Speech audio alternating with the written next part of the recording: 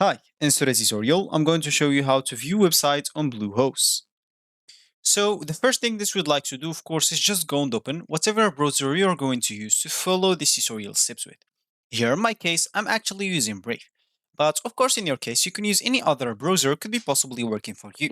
Once you open that browser, make sure to go into this URL section and simply type bluehost.com and hit the enter button, which will actually take you into this page, which is going to be your home screen or your main screen on the Bluehost website. Of course, if you want to log in into your account and if you already have it, simply click as login button at the top right corner.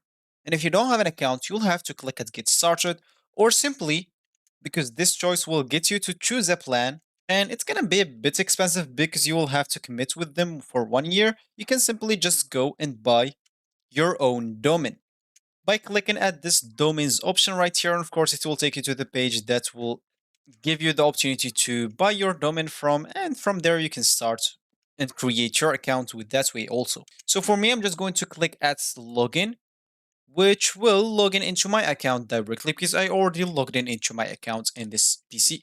And this is going to be my screen once I logged in into my account. So as we said in the beginning of this tutorial, is we would like to view our website on our domain name on Bluehost. So once we are at this page, make sure to go and click on my sites here on this left panel. As you can see, that will take you to all the sites that you have into your account. You'll find them all here. Of course, if you don't have a site, you can click on add sites and create a new site for yourself or migrate your existing sites, maybe in WordPress or another website like GoDaddy or something like that. You can actually transfer it into this Bluehost. If you have your website and you want to view it, you can simply click on manage sites or click on your websites right here, which will take you directly to your website and you'll be good to go. So this will actually for this tutorial. I hope you like it. Thank you guys for watching and goodbye.